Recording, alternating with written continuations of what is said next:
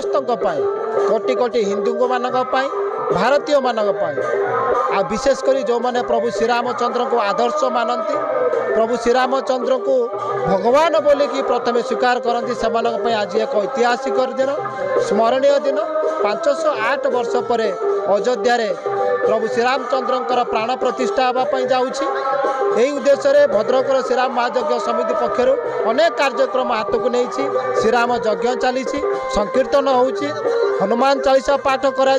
सांस्कृतिक कार्यक्रम करा एवं संध्या समय 508 दीपदान करा यही सब कार्यक्रम को भद्रकवासी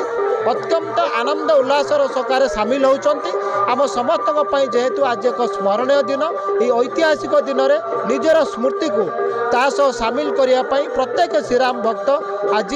निजक उत्साहित अवस्था अच्छा आज बड़ पवित्र दिन हिंदू समाज अयोध्यार श्रीलांकर प्राण प्रतिष्ठा उत्सव आरंभ हो आम भद्रक श्रीराम महायज्ञ समिति तरफ यज्ञ आरंभ करदेचु कीर्तन आरंभ करदेचु हनुमान चालीसा पाठ आरंभ करदेचु एवं संध्या बेले 508 दीप दान करा जीवो एवं एलईडी माध्यम जनसाधारण हिंदू समाज को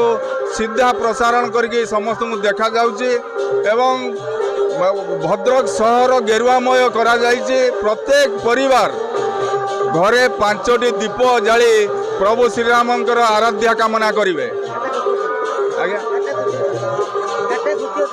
आमे बहुत खुशी हिंदू समाज समस्ते खुशीर लहरी खेली जाउछंती ए प्रभु श्रीरामंकर आज जो पवित्र दिन में समस्ते खुशी अछंती हिंदू समाज।